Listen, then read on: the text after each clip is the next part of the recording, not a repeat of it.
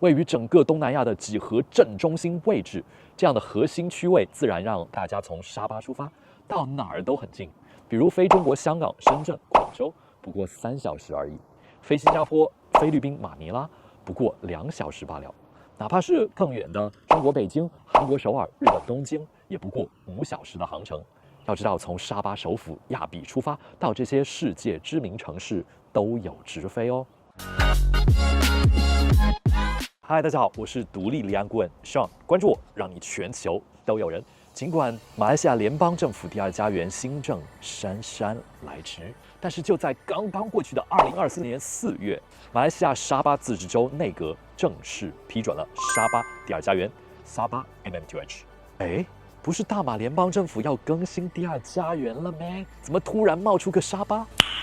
？Nice。这和我们之前介绍过的沙拉越第2家园又有什么区别？作为考虑旅居大马的人士，突然有3个第2家园，我到底该怎么选？话不多说 ，Let's get into it。在正式讲沙巴第2家园沙巴 MM2H 以及它和沙拉越以及联邦第2家园的区别之前，我们必须首先全面的认识沙巴，因为该第2家园长居签证计划的最强竞争力就来自于沙巴本身。自然人文，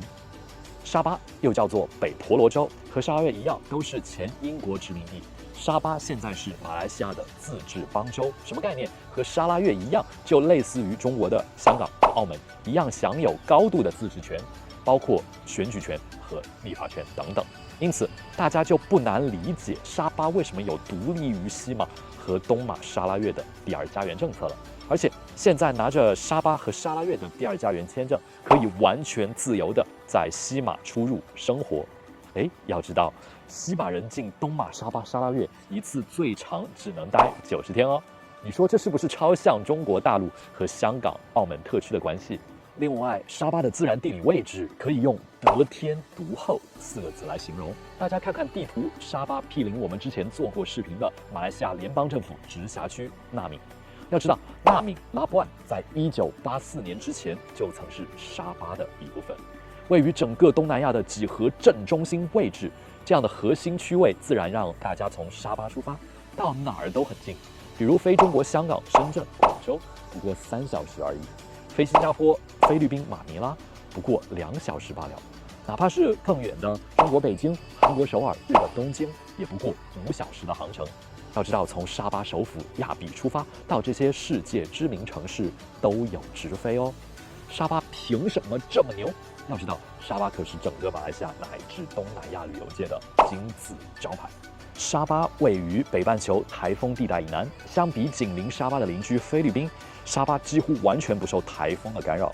因此，曾随夫旅居沙巴10余年的美国女作家艾格尼斯就把沙巴称作风夏之乡。除了天气适宜没有台风，东南亚最美的几个地方几乎全部在沙巴：哥打金纳巴鲁神山、亚比丹戎亚陆沙滩、仙本那潜水天堂、斗湖山国家公园等等。国际教育，长期关注我们频道的朋友都知道，马来西亚本就是一个对华人高度友好的国家。虽然马来语、英语是这里的官方语言，但是华人可是生活在这里的第2大族群，中文几乎是这里生活中的必须的语言。所以在这里读书，第1大优势就可以基本掌握中英双语互通。其次，由于华人一直有重视教育的传统，马来西亚的华文学校在华人的积极捐赠下，从最初的顽强生存，到现在已经是马来西亚最抢手的存在，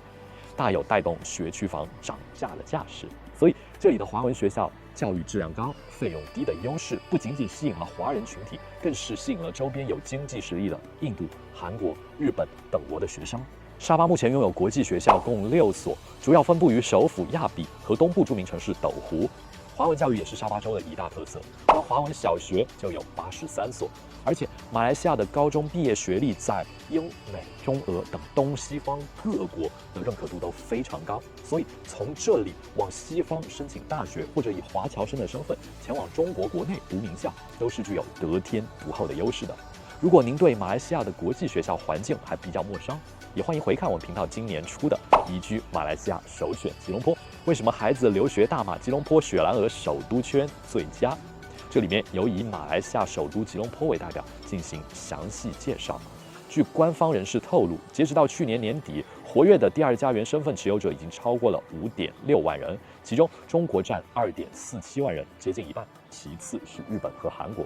这也足以说明大马对中国人的友好程度可以说是与日俱增。物价生活，沙巴作为被旅游带动起来的州属，这里的物价相比好兄弟沙拉越州确实会贵那么一点点，有点类似海南在中国旅游业的地位。在首府亚比市区，你很难像沙拉越古晋一样找到10令吉一份的主食，但是沙巴的整体餐食、汽油、交通、休闲、娱乐，按汇率换算的话，也就相当于中国国内3、4线的城市差不多。从生活上来说，以旅游为核心竞争力的沙巴，主打的就是一个慢节奏，适合退休了、卷够了的群体。如果你想归园田居，找个安逸闲适的地方，不妨到沙巴先走一走，看看这里慢调生活是否如你想象，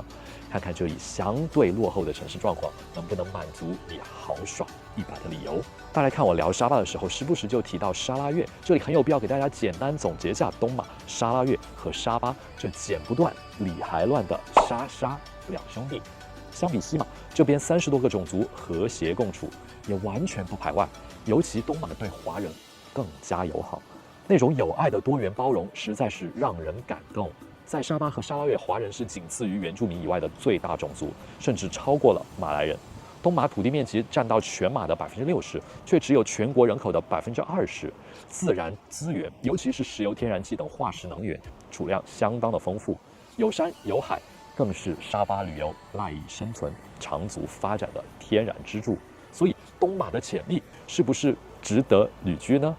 确实，不妨大家先去实地走访看看。在2021年，马来西亚国会下议院就一致通过了1963年马来西亚协议的宪法修正案，让沙巴和沙拉越与西马半岛享有同等的平等地位。因此，东马沙沙这对曾经的难兄难弟，正是大步迈向崛起的步伐。因此，我认为东马沙沙这对曾经的难兄难弟的崛起已初具雏形。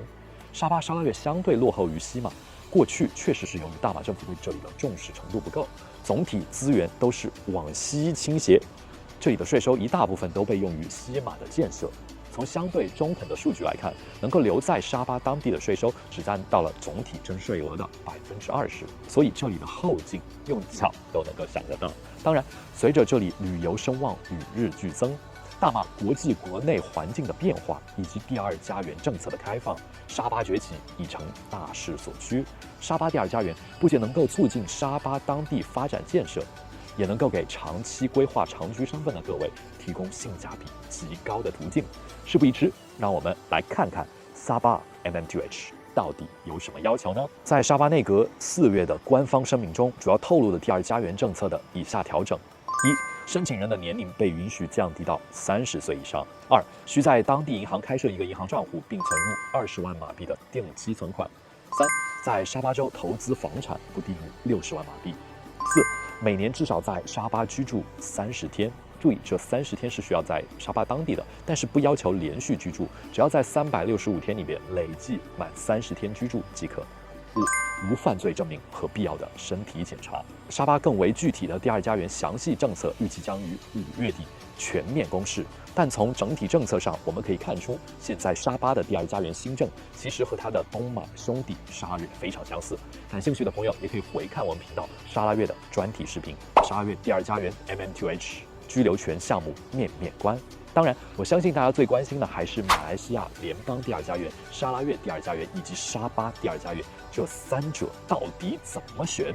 这里我们全球人团队就在此特别为大家罗列了这么一个对比表。从存款和签证有效期来看，联邦现有的100万银行存款要求无疑是最高的，即便后续出的白银套餐5年的第二家园存款门槛也高达50万令吉，而沙拉越则是要求个人申请的话，存款不低于15万，夫妻双方的话不低于30万，而沙巴20万令吉起步就可以长居沙巴，自由穿行西马，那简直就是性价比之王。房产投资方面，联邦第二家园没有购房的要求，但是要求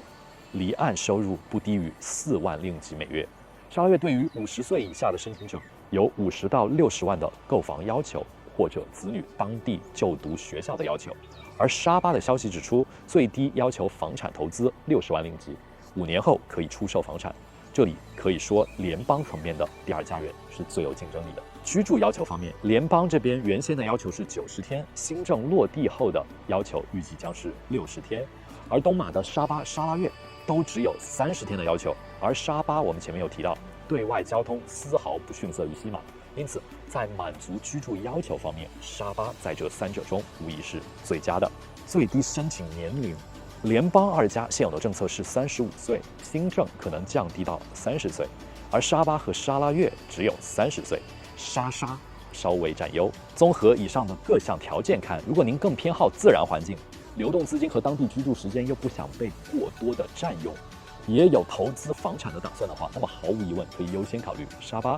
如果您想拥有更纯粹的旅居享受，还想综合生活性价比和子女教育，沙拉越绝对值得你更深入的研究后再做决定。西马第二家园从目前联邦公示的消息看，更适合不差钱、教育第一优先且偏好城市基础设施发展较高的朋友。总的来说，沙巴第二家园看起来真的是相当有吸引力了，但是在我看来还是有2个明显的缺点。第一是最低要求60万令吉的购房要求，这个对于申请者是有一定现金压力的。当然，房产投资也是一种非常有效的资产保值增值方式，特别是沙巴作为大马乃至东南亚旅游业核心地区，升值空间绝对是不错的。作为官方促进当地经济发展的措施来说，也是可以理解的。2是政策的延展，比如之前第二家园是不允许孩子过来读华小的，按照当时第二家园的申请政策，主要大家能够考虑的就是国际学校和私立学校。那么后续沙巴会不会在教育方面开放第二家园签证就读华文小学呢？这个我们拭目以待。究竟沙巴第二家园值不值？我想还是要根据您所处的不同情况，从而具体研究讨论。正如我们频道之前所说，大马第二家园N24签证变得越来越亲民。无论是今天讲的沙巴，还是一直火热的沙拉越，亦或是大家翘首以待的联邦第二家园，各位正在关注全球人的朋友们，想要旅居大马，除了第二家园以外，当然还有诸多的选项可以考虑，纳米工签、数字游民签证等等。至于哪一种最适合您，大马会不会是你走向全球的第一站呢？欢迎在评论区或者我们的会员社区与大家一起讨论。顺手牵羊，一个关于无国界资产管理和生活方式的频道，我是Sean，我们下期见，拜拜。